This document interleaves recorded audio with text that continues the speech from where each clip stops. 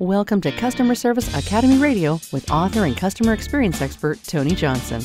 Tony will share his vision for successful customer service, leadership, and business excellence, and speak to some of the most impactful leaders in business today. And now, here's Tony Johnson.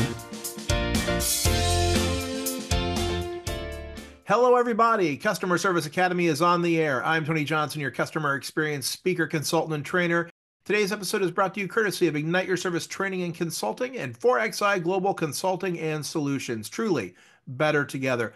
Folks, I still have the most amazing classes out there right now. If you head on over to igniteyourservice.com/learning, you can check out my 6 Canons of Customer Service course. It will help you and your team deliver amazing customer experiences. So head on over and download that today. Today we have a great guest for you. We are welcoming Fred Durand onto the show. Fred is the founder and CEO of Diabolocom, a global leader in solutions for CX-powered proprietary AI. Fred has spent 20 years reshaping customer service in brands like Mitsubishi, Nikon, and Brinks, some big hitters there. With his experience in AI and international markets, he is passionate about delivering real-world strategies that work for businesses all over the globe. Fred, so great to have you here today. Thank you for the invitation, Tony. Of course. And we always kick off, and they're coming to us live from France, folks, just so you all know. I got a great view out the window there. So jealous of the view that he's got out of his window. But we always ask the same question and would love to hear maybe the international flavor around this. What does a great customer experience, great customer service mean to you? And just out of curiosity in your mind, does it differ with a European lens, over a North American lens? If you were kind of thinking about the differences, if you could talk to us a little bit about that, it'd be a great way to kick off today. So, according to me, a great customer experience is an experience where you've got a great experience. I mean, you have pleasure interacting with the brand. You have trust. It's a trustworthy relationship, and it's an efficient. You have a great efficiency. It's very efficient. It's very effortless. This is what I would define as a great customer experience. And as you travel around, you said you were just over in Orlando a couple weeks ago and that kind of stuff.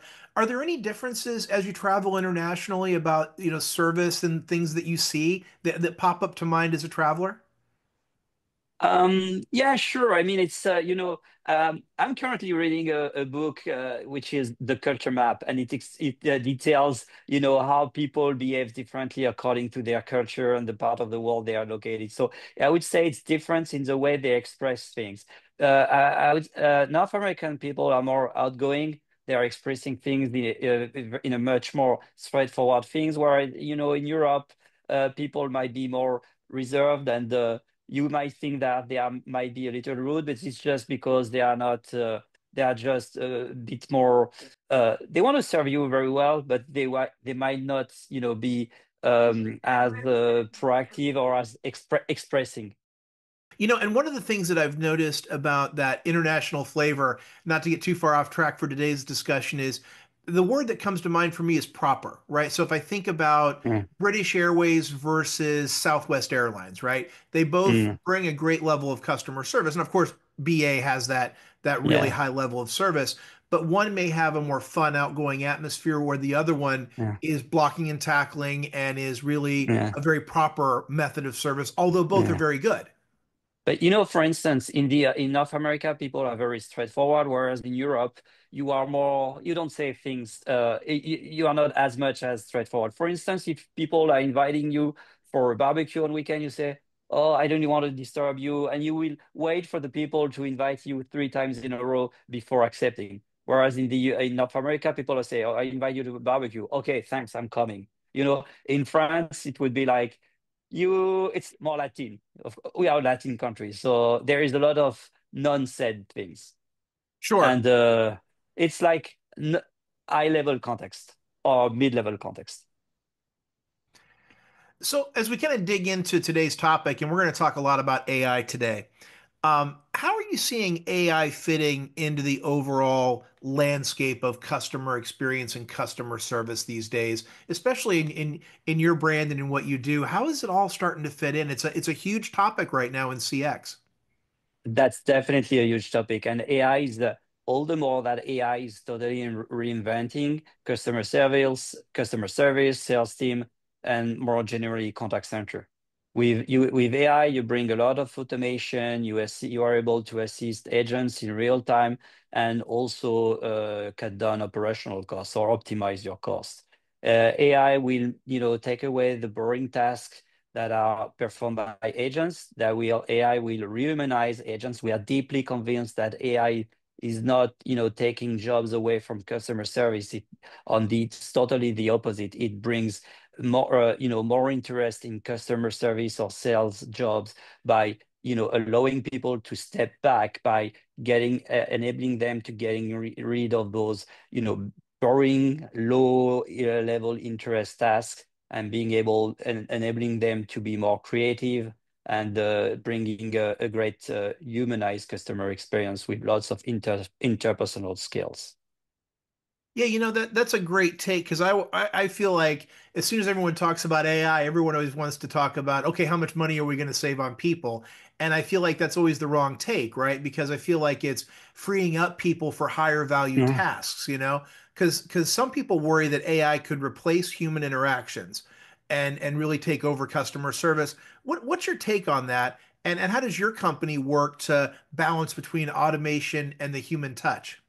So our take on that is that AI, by automating things, by assisting agents, will enable organization to do way more better. Because every organization has, of course, a limited budget.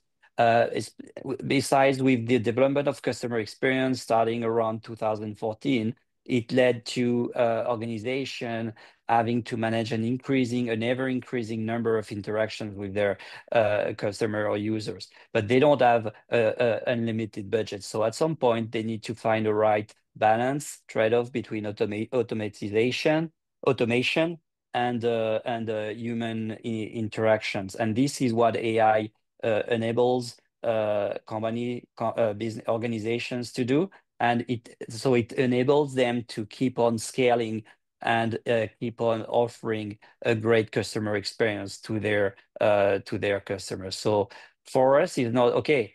If you want to cut down operational cost, it will, but the main benefit of it is to help you do way better, way more, offer wow your customer, and lead the competition, stay ahead of your competitors. This is what it brings.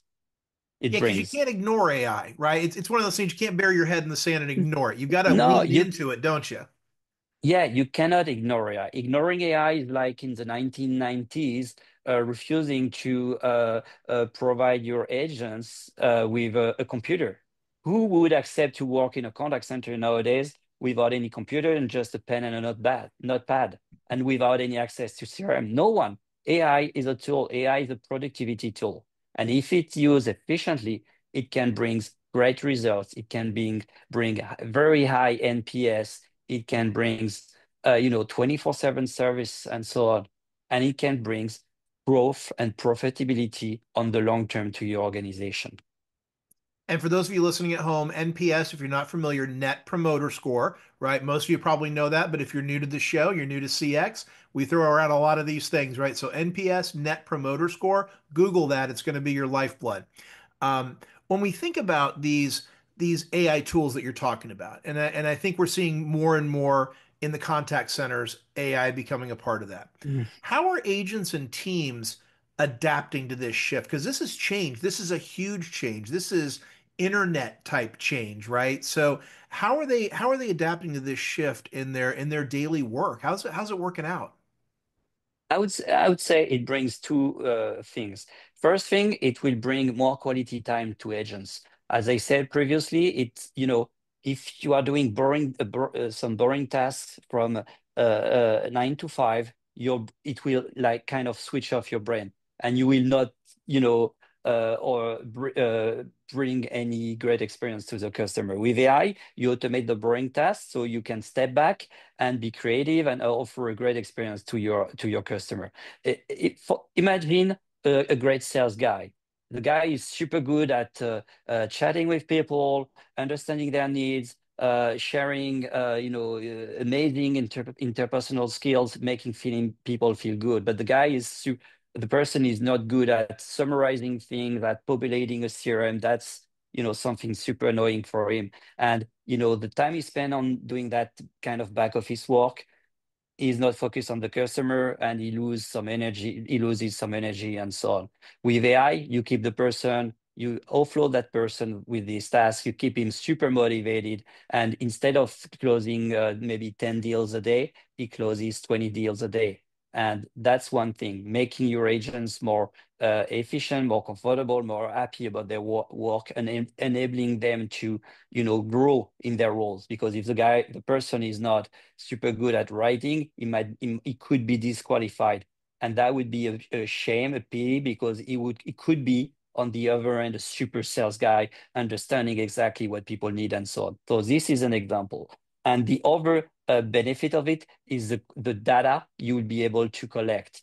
For instance, with auto quality monitoring tools, you'll be able to, in the contact center, you'll be able to analyze 100% of the conversation, or even during a conversation with an agent and a customer, you'll be able to cite some information, very valuable information that the customer service agent would not have picked up. And that you bring into the CRM and eventually in your customer data platform, and you fuel your organization knowledge.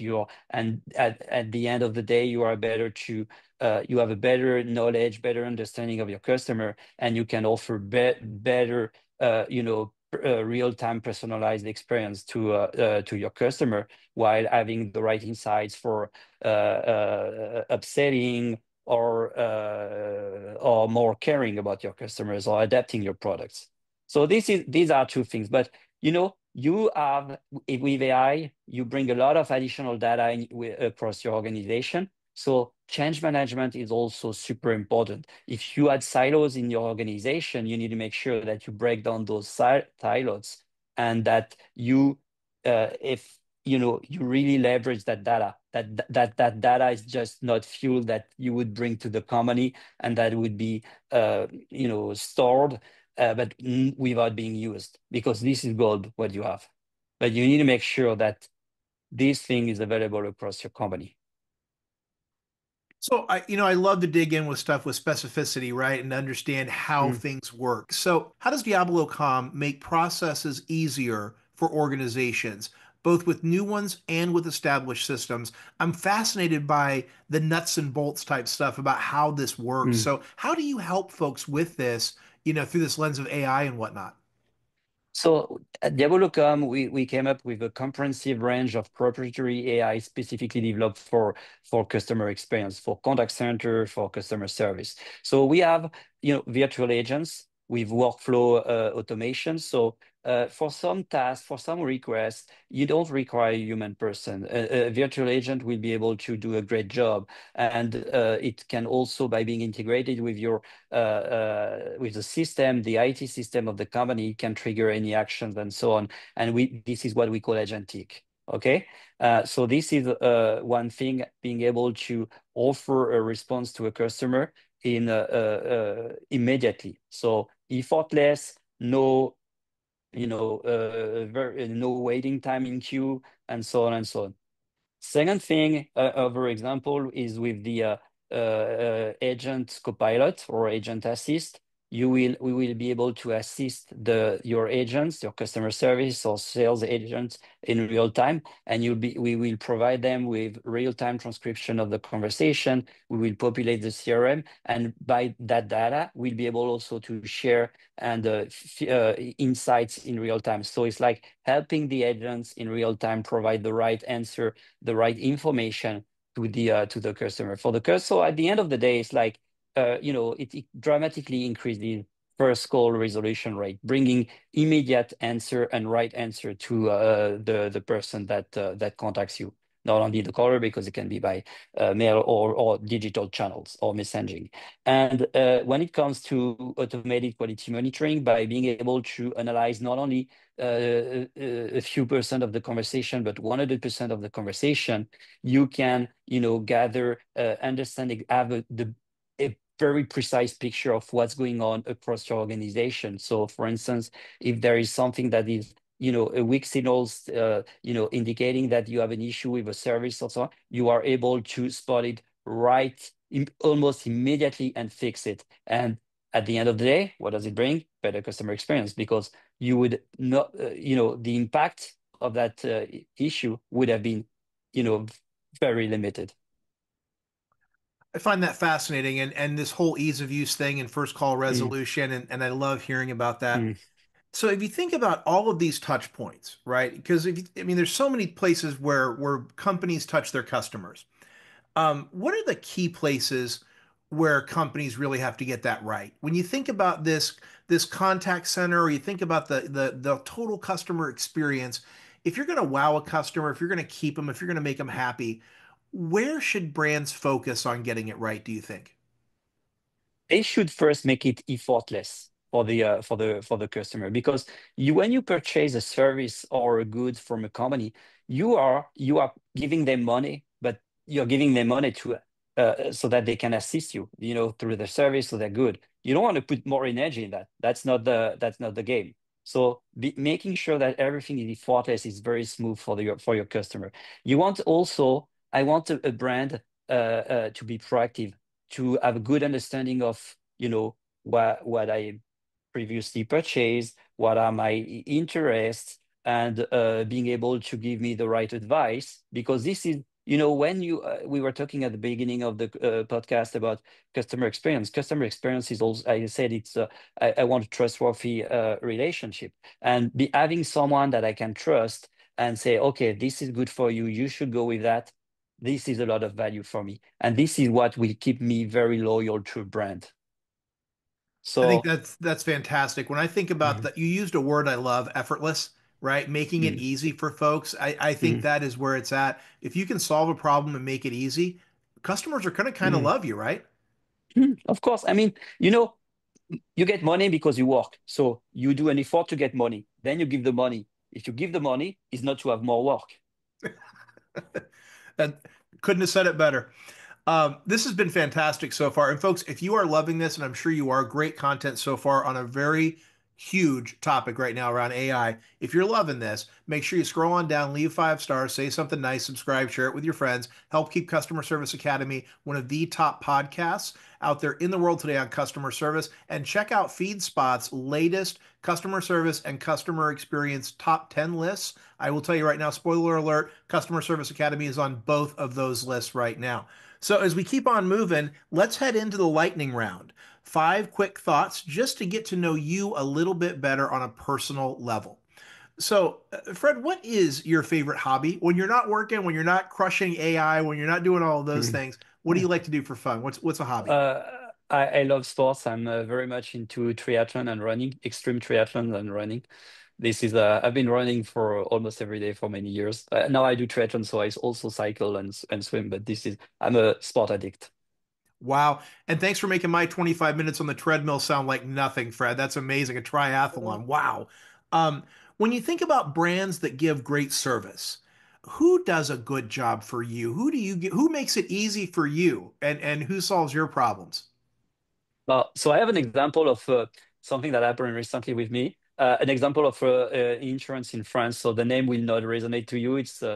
Uh, I have an e-bike in Paris, because we have bike lanes everywhere in Paris. It's super cool. But Paris has become I would say, cars have almost been kicked out of the city, and you have bike lanes everywhere. So it's great. And I had an issue, but the downside of it is that there is a significant level of theft in Paris. So I got the battery of my e-bike stolen, but I got good insurance. And I called the insurance, and they said, "Okay, leave it with us. We trust you. We'll pay you back. You don't have anything else to do." And that was solved right away. And and also the people told me, "We're gonna call you back." At that time, they called me back spot on at the time they had indicated.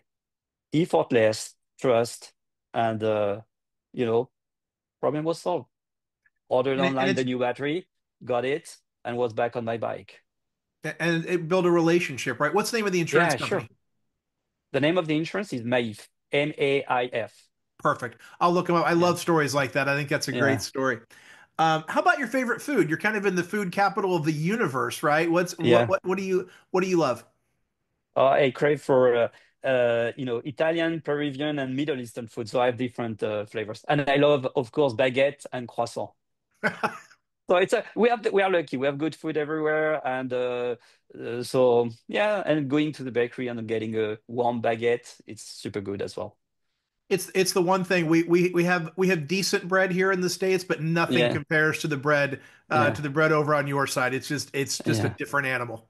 And in France, we have also very good cheeses. And a former French president, De Gaulle, a long time ago, said, "How can you manage a country that has 365 cheeses?" Because cheese is, each region has had its own cheese, basically. How about the most interesting job you've ever had?